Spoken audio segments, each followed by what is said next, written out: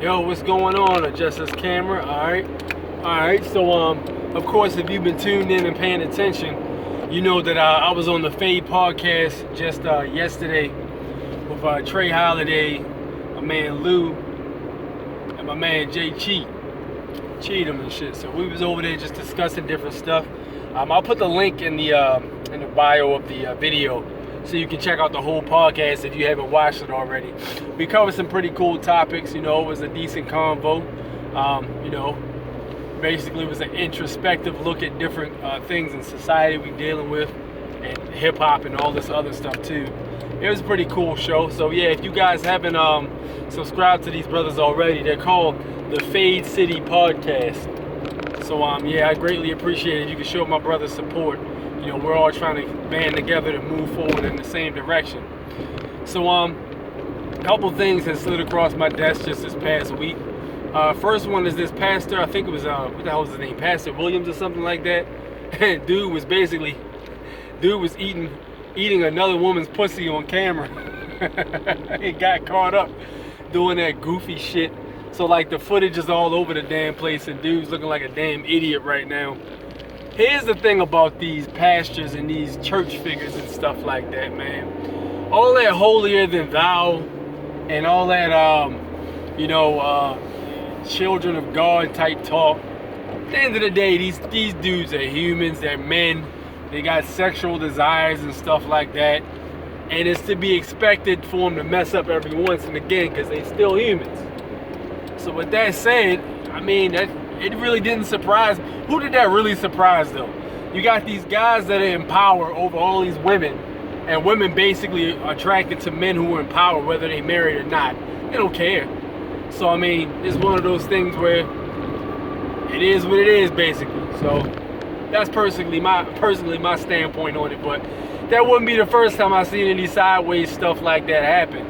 Shoot, some of the churches here in Baltimore, man, I done heard stories about the pastors or the drummers smashing different girls up in the church and getting kicked out of the church because of it. You got priests or not priests, but you got pastors who get some of the church members pregnant when they already married with somebody else in the congregation. It could be a messy web, and it tangles up real easy. So not surprised about that whatsoever. So another thing I wanted to also discuss, something else that slid across my desk, basically. The guy who took the black, I think it was a gym coach. You had the guy who came up in the school, I think it was a kid who came up in the school with a shotty, and I think he was about to commit a mass shooting and then shoot himself while he had the shotgun. And then the coach ended up taking the freaking shotgun from him, which is extremely ballsy. He took the shotty from him and gave the kid a hug or whatever like that. My thing is this, man. I need to know what charges this kid's being brought up on. Because at the end of the day, you were not legally allowed to have a shotgun that was loaded at all. And there's got to be some rectification for that. Now, yeah, you can sing the whole story about, yeah, he learned his lesson and he changed his mind. He had a change of heart. That's cool and all. But this motherfucker needs to be in jail. Or he needs to be in juvenile detention. He need to be, try his ass as an adult like they do us. Don't get that motherfucker special treatment. Fuck that. Lock his dumb ass up. All that bullshit. Like, dude came to school with a shotgun with the intention to commit a mass homicide, a mass shooting, and this motherfucker's getting a pat on the back. I don't want to hear that shit. Put that motherfucker in jail if he ain't already in there. That story was one of those ones I had watched some of the security footage. And it was very surprising, because, you gotta be a special kind of dude to run up on somebody with a shotty and take it from him, or have the balls to even approach him. Like, that's a different kind of dude right there. So I take my hat off to that coach, because that shit was slick. But at the end of the day, we need to see some charges brought up for this little bastard that came up in the school with the damn thing. I personally, when it comes to mass shootings and all that other stuff, I personally agree with the dude, Colion Noir.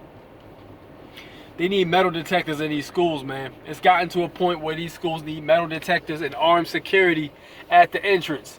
Now, the question is basically going to come into play, who's going to pay for that shit?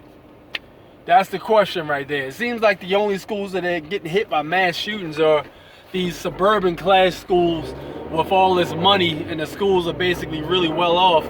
They the ones that's getting tore up by these mass shooters. It ain't the low income schools. The low-income schools, the black kids, they basically ain't doing mass shootings like that. It ain't happening. So I mean, hey, y'all got the money for that shit. Y'all got all these high property taxes that are funding the schools. Put that shit towards some metal detectors at the front of the door. Hire some armed security. Problem solved. Mass shooters averted. They talking about putting guns on teachers. That ain't even necessary. That's just shit, man. Hell with that. I don't think I'm down with that shit. What do you guys think? What do you guys think about that whole entire scenario? Let me know in the comment section. And then, of course, if you haven't already, I appreciate it if you can subscribe. I'm trying to get up to 300 subscribers. So if you know somebody with a YouTube page, or you know, if you know somebody that has a YouTube, have them subscribe. I greatly appreciate it. Meanwhile, I'm gonna go slide up in this house and do some stuff I gotta take care of for tomorrow. Y'all have a nice day. Peace out.